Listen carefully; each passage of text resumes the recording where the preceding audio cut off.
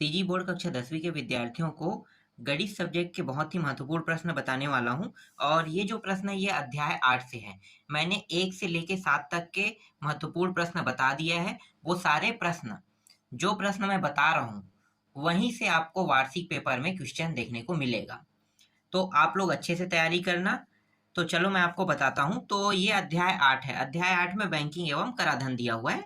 तो इस अध्याय से कौन-कौन से प्रश्न जो संभावना संभावना आ सकता है, उन्हें मैं आपको बता देता हूँ। और फिलहाल ही मैंने आईएमपी सूची पहले ही अपलोड कर दिया है। तो आईएमपी सूची में जो है ना 2 नंबर से 6 नंबर के सारे प्रश्न हैं जो आने वाले हैं।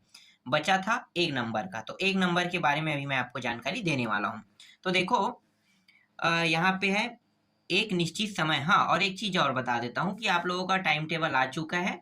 और इस बार का जो टाइम टेबल है वो थोड़ा सा लेट में होगा आपका पेपर। तो टाइम टेबल मैंने अपलोड कर दिया है। आप लोग होम में जाकर टाइम टेबल देख सकते हो। तो यहाँ पे पहला प्रश्न है, एक निश्चित समय के लिए एक मुश्त जमा किए जाने वाले खाते को खालिस्तान खाता कहते हैं। तो जो एक निश्चित समय के लिए जमा करते हैं ना, उसे हम सावधि जमा खाता कहते हैं। क्या कहते हैं? सावधि। यहाँ पे उत्तर लेना है सावधि जमा खाता। दूसरा प्रश्न है, 1 मिनट, यहाँ पे लाइटनिंग कम आ रहा है ना, ठीक है।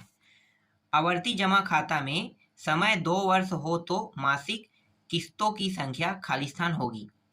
तो मान लो 1 साल में कितने माह होते हैं? मानना क्या है भाई, होता ही है। 1 साल में 12 माह होता है। तो 2 साल में कितना होगा? 24 माह। तो ये कहा है कि मासिक किस्तों में हो तो 2 साल में कितना होगा? 24 माह हो जाएगा। यही इसका उत्तर है।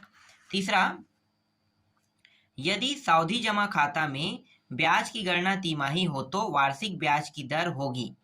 वार्षिक ब्याज की दर क्या होगी? एक बार में कितने बार पटाना है? तिमाही होगा तो 4 बार। तो 4 बार मतलब 1/4। कभी भी गुना मत लेना, ये गुना जो है ना ये नहीं होगा।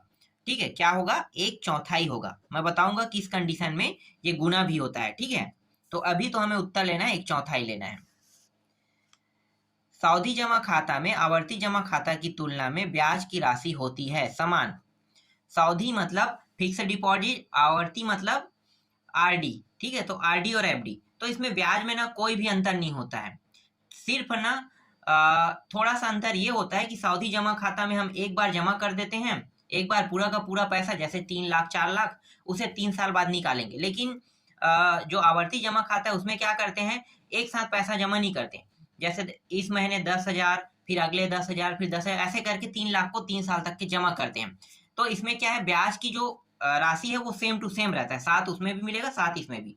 लेकिन अंतर क्या होता है कि यहाँ पे चक्रवृद्धि ब्याज वाला जो नियम लागू होता है, इसी के कारण ब्याज जो है वो आवर्ती में कम मिलता है, सावधि में ज्यादा मिलता है। क्योंकि आप एक बार में अगर पूरे पैसे जमा कर दोगे तो आपको ज्यादा ब्याज मिलेगा।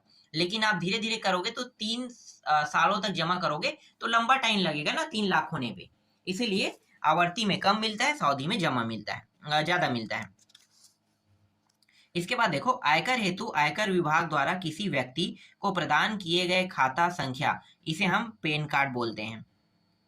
सीधा पैन कार्ड लिख लो, परमानेंट अकाउंट नंबर आ जाएगा। क्योंकि आयकर विभाग के लिए परमानेंट अकाउंट नंबर ही उपयोग किया जाता है। याद रखना ना, ये प्रश्न पूछा भी जाता है कि पेन का फुल फॉर्म क्या होता है? Permanent account number. हिंदी में भी लिख सकते हो, या स्थायी जमा खाता। ठीक है, ऐसे भी बता सकते हो, स्थायी जमा खाता, इस तरह से भी बता सकते हो। आगे देखो, आयकर हेतु आयकर विभाग द्वारा किसी संस्था कंपनी को प्रदान किए गए खाते संख्या को खालिस्तान कहते हैं। तो ये भी पेन आएगा यहाँ भी।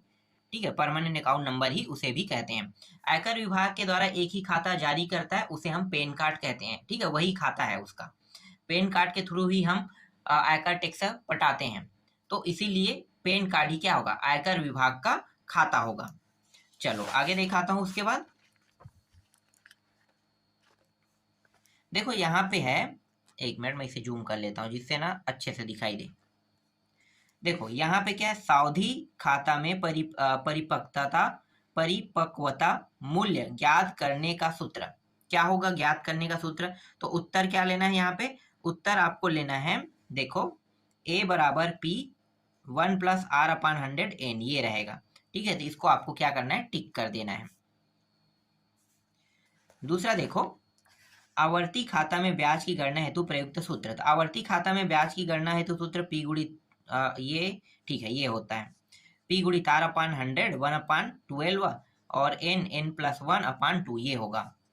तीसरा है, यदि सावधि खाता में ब्याज की गणना छमाही की जाए तो वार्षिक दर को लिया जाना चाहिए, दोगुना लिया जाना चाहिए। देखो छमाही कह रहा है, ठीक है, तो छमाही मतलब साल में 2 बार पटाते हैं, तो ब्याज को क्या लेंगे, दुगना। यहाँ पे आधा नहीं लिखेंगे, ठीक है, क्या लिखेंगे, दुगना लेंगे।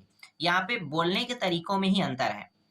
चलो आगे देखो। इसके बाद देखो, यदि सावधि खाता में ब्याज की गणना तिमाही किया जा रहा हो तो n वर्ष के लिए ब्याज की गणना अवधि होगी।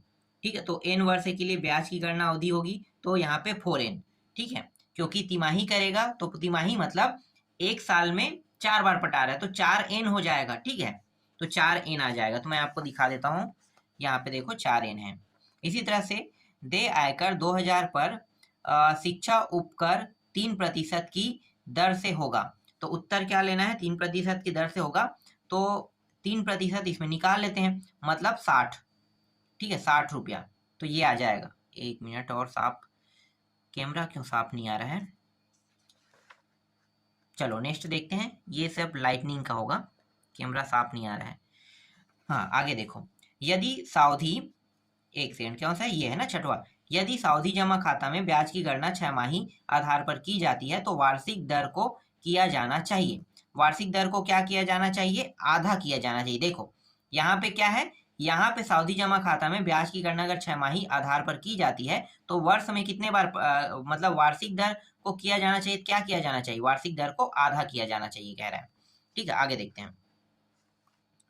इसके बाद देखो, यदि सावधि जमा खाता में ब्याज की गणना तिमाही आधार पर की जाती है तो वार्षिक दर को लिया जाना चाहिए। तो वार्षिक दर को लिया जाना चाहिए, यहाँ पे आपको लेना है 1/4 लेना है। एक व्यक्ति को कर योग्य वार्षिक आय 10 लाख रुपये से अधिक है तो उसको देय आयकर के साथ अधिभार देना पड़ेगा। तो उत्तर क्या लेना है आपको, 30% लेना है। वह खाता जिसमें जमा पश्चात निश्चित अवधि के समाप्त होने पर ही जमा राशि निकाली जा सकती है, उसे हम क्या कहते हैं, सावधि जमा खाता, ये लेना है।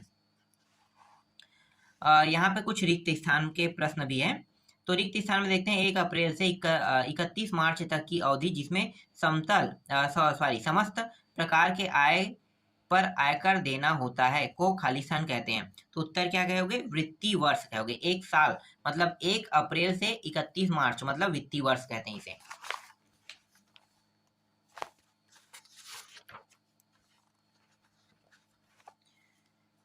इसके बाद है, आयकर विभाग द्वारा प्रत्येक व्यक्ति, खालिस्तान संस्था या कंपनी को दी गई पहचान को खालिस्तान कहते हैं। तो उत्तर यहाँ पे लेना है स्थायी खाता संख्या, वही पैन कार्ड नंबर, ठीक है। आगे देखो, यहाँ पे आयकर की राशि भारत सरकार के खालिस्तान विभाग द्वारा प्राप्त किया जाता है।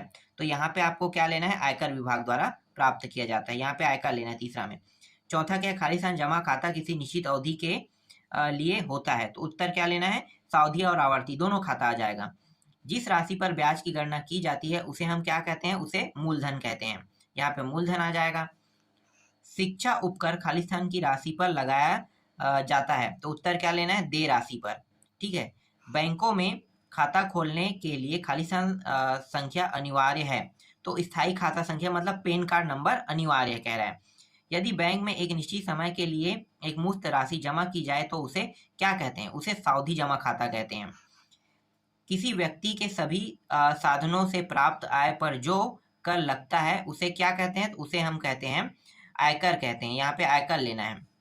यदि सावधि जमा खाते में ब्याज की गणना छमाही आधार पर की जाती है तो दर खालिस्तान होगा। तो उत्तर क्या लेना है, दर होगा आधा होगा, यहाँ पे आधा आ जाएगा।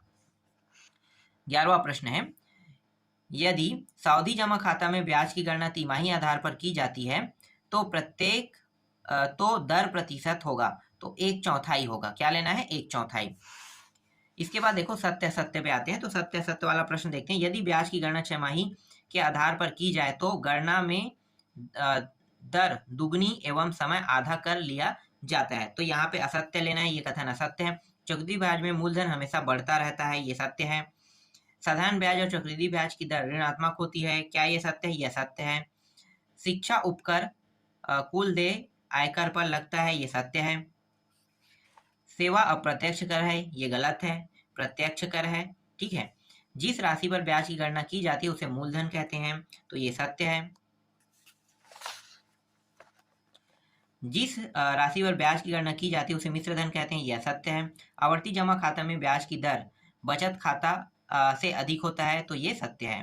ठीक है। तो इस तरह से एक एक नंबर के जितने भी प्रश्न थे वो सारे मैंने आपको बता दिया। इस अध्याय से 2 प्रश्न आएगा एक एक अंक के, चाहे वो सही जोड़ी मिलाकर है, सत्य असत्य हो सकता है और रिक्त स्थान भी हो सकता है और यहाँ पे वस्तुनिष्ठ प्रश्न भी हो सकता है। तो इन तीनों में से सिर्फ 2 प्रश्न और 2 टाइप के प्रश्न यहाँ पे आपको देखने को मिलेगा आपके वार्षिक पेपर में।